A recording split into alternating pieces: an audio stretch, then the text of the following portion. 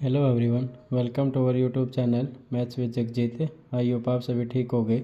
आज की वीडियो में हम हमने प्रीवियस वीडियो में एचटेट के प्रीवियस ईयर क्वेश्चंस को सोल्व किया था, क्वेश्चन नंबर 91 एंड 92 को। तो हम उसके क्वेश्चन पेपर के नेक्स्ट पार्ट जो कि हमारे पास 93 नंबर क्वेश्चन है उसको सोल्व करेंगे। हमने क्या किया है, एचटेट की जितनी भी वीडियोस हम हमारे यूट्यूब चैनल पर अपलोड करेंगे, हमने एक प्लेलिस्ट बनाई है HTET previous year question solutions के नाम से। आप वहां पे विजिट करके किसी भी क्वेश्चन का कंप्लीट सॉल्यूशन बिल्कुल इजी वे में या इजी एक्सप्लेनेशन के साथ क्वेश्चन को समझ सकते हो। तो आइए अब हम क्वेश्चन नंबर 93 को स्टार्ट करते हैं। जो ये हम क्वेश्चन कर रहे हैं ये आपके एचटेट, सीईटी या जो भी हमारे पास गवर्नमेंट एग्ज़ाम्स होते हैं उनमें जहाँ भी मैथ का पोर्शन आता है वहाँ पे ये उस पॉइंट ऑफ व्यू में ये बिल्कुल इम्पोर्टेंट कॉन्सेप्ट हैं। तो इस वीडियोज़ को या इस प्लेलिस्ट को कोई भी स्टूडेंट जो तैयारी करता है कॉम्पिटिटिव एग्ज़ाम्स की वो देख सकता है। ऑलमोस्ट क्वेश्चन है जो हमारे ये 9th 10th 11th के सिलेबस से हैं। तो जो स्टूडेंट 9th 10th या 11th में है वो भी इन क्वेश्चंस को देख सकता है। तो आइए हम क्वेश्चन नंबर 93 को स्टार्ट करते हैं। क्या गिवन है, if two sides of triangle are unequal, कि हमारे पास कोई भी एक ट्रायंगल है जिसकी टू साइड्स क्या हैं, इक्वल नहीं है, then the opposite angle from the big side, या हमारे पास यहाँ पे क्या भी हो सकता है, लार्जर साइड। कि जो हमारे पास, जैसे मैंने अज्यूम कर लिया, कोई भी एक ट्रायंगल अज्यूम करेंगे या ड्रॉ करेंगे जिस ट्रायंगल में टू साइड्स क्या हैं, अनइक्वल है। देखिए मैंने साइड ड्रॉ कर दी टू, जो कि मैंने ट्रायंगल को नाम दे दिया ए बी और इस पॉइंट को मैंने नाम दे दिया सी। जैसे मैं बी सी को ज्वाइन करूँगा हमारे पास ये ट्रायंगल होगी। तो इस ट्रायंगल में हमको क्या फाइंड आउट करना है, देखो ए बी ए सी और बी सी तीनों की तीनों साइड्स मेरे पास क्या हैं, अनइक्वल है। क्योंकि टू साइड्स अनइक्वल होंगी तो देन थर्ड साइड भी हमारे पास क्या होगी, अनइक्वल ही होगी। तो मेरे को क्या फाइंड आउट करना है, then the opposite angle B C हमारे पास यहाँ पे क्या है, लार्जर साइड है।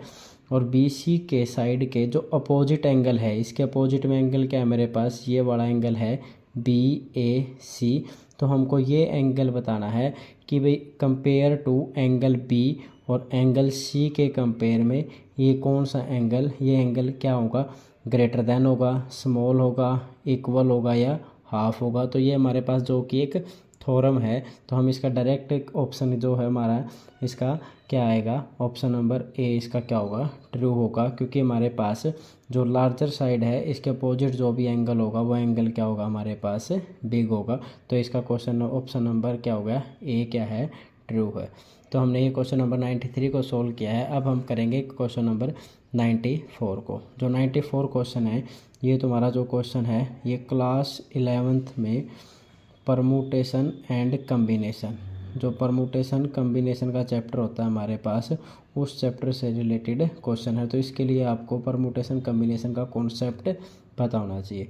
परमुटेशन कम्बिनेशन का कॉन्सेप्ट को करने से पहले आपको सबसे पहले तो फैक्टोरियल के बारे में पता होना चाहिए कि भी किसी भी नंबर का हम फैक्टोरियल कैसे फाइंड आउट करते हैं।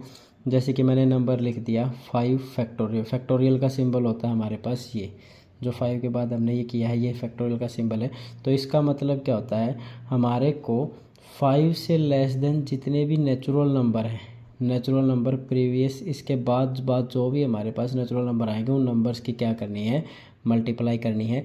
ये कॉन्सेप्ट याद रखना है। बट हमारे पास नंबर क्या होना चाहिए, नेचुरल नंबर।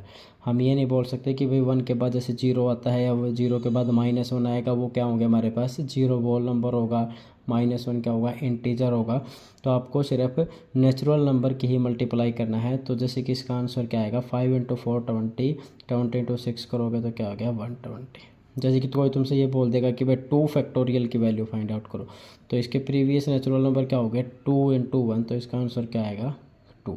तो आपको फर्स्ट तो इस क्वेश्चन को करने से पहले फैक्टोरियल के कॉन्सेप्ट का पता होना चाहिए, जो कि हमने बिल्कुल ईजी वे में फाइंड आउट किया है कि भाई हम किसी भी नंबर का फैक्टोरियल फाइंड आउट कैसे करते हैं।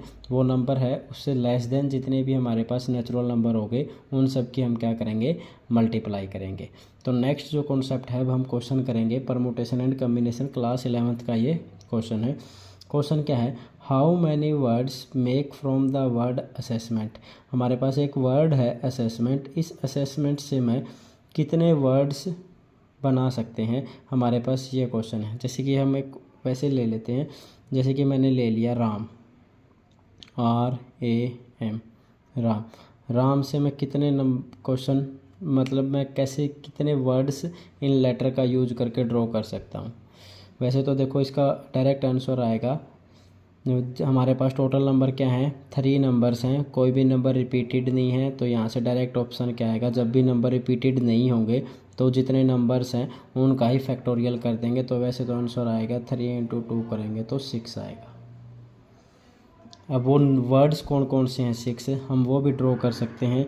हमको वो वर्ड हमारे पास या उनका मीनिंग हो या ना हो, बट हमारे लिए कोई वर्ड होगा। एक वर्ड तो जैसे कि हमारे पास राम ही हो गया। सेकंड में इसको लिख सकता हूँ AMR। थर्ड में क्या लिख सकता हूँ इसको MAR।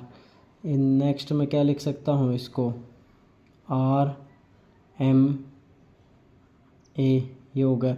नेक्स्ट वर्ड में क्या लिख, नेक्स्ट वर्ड हमारे पास क्या होगा, एक मैं लिख सकता हूँ ये RMA हमने लिख दिया। MAR भी हमारा हो गया, AMR या RMA भी हमारे पास हो गया, AMR भी हमारे। नेक्स्ट वर्ड हमारे पास क्या होगा ARM, और नेक्स्ट होगा हमारे पास MRA। जैसे कि हमने यहाँ से 6 वर्ड को हमने फाइंड आउट कर लिया। बट हमारे पास जो वर्ड है वो क्या है, असेसमेंट है। पहले तो हम क्या करेंगे, सबसे पहले तो हम टोटल नंबर ऑफ़ डिजिट देखेंगे। टोटल नंबर ऑफ़ डिजिट हमारे पास क्या है, 1 2 3 4 5 6 7 8 9 10। सबसे पहले तो हम टोटल नंबर ऑफ़ डिजिट हमारे पास होगी, टोटल नंबर ऑफ़ डिजिट या टोटल नंबर ऑफ़ डिजिट ही लिखेंगे, हमारे पास होगी 10।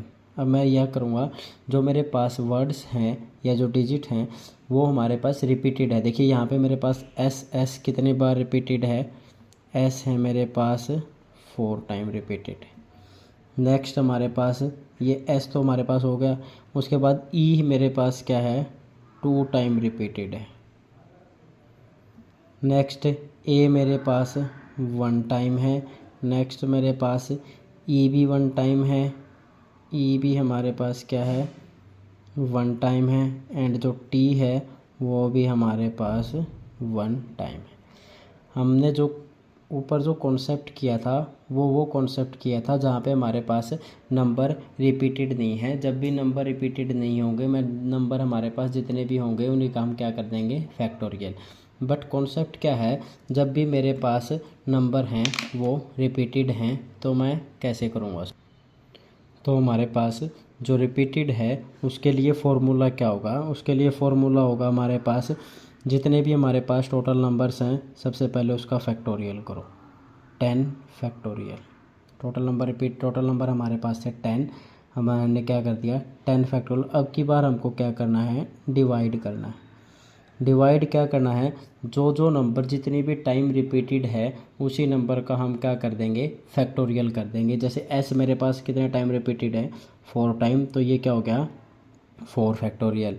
इनटू में E मेरे पास क्या है, मल्टीप्लाई करेंगे, मल्टीप्लाई में E मेरे पास क्या है 2 टाइम है तो 2 फैक्टोरियल। मल्टीप्लाई में AE एंड T ये हमारे पास है 1 फैक्टोरियल, इनटू में 1 फैक्टोरियल, इनटू में 1 फैक्टोरियल। तो हमारे पास ये जो क्वेश्चन हो गया इसका फॉर्मूला क्या था, अगर जब भी मेरे पास रिपीटेड है तो मैं क्या करूँगा, सबसे पहले तो हम नंबर्स को काउंट करेंगे, टोटल नंबर्स हैं वो फैक्टोरियल करेंगे, उसमें हम क्या कर देंगे, डिवाइड कर देंगे। डिवाइड किससे करेंगे, जो भी नंबर जितने टाइम हमारे पास रिपीटेड है, क्योंकि यहाँ पे हमने इसलिए डिवाइड नहीं किया था क्योंकि 1 फैक्टोरियल होता है, जो 1 फैक्टोरियल की वैल्यू हमेशा 1 ही होती है। इसलिए हम कोई भी नंबर, तीनों नंबर क्या है 1 टाइम ही है, तो डिवाइड 1 से करेंगे तो नंबर क्या रहेगा, सेम ही रहेगा। बट यहाँ पे हमारे पास क्या थे, numbers more than 1 time repeated थे, तो इसलिए ये 4 टाइम है तो 4 फैक्टोरियल, 2 टाइम है तो 2 फैक्टोरियल। तो जो कि हमारा जो अब सोल्व करेंगे, तो हम आगे कैसे सोल्व करेंगे इसको,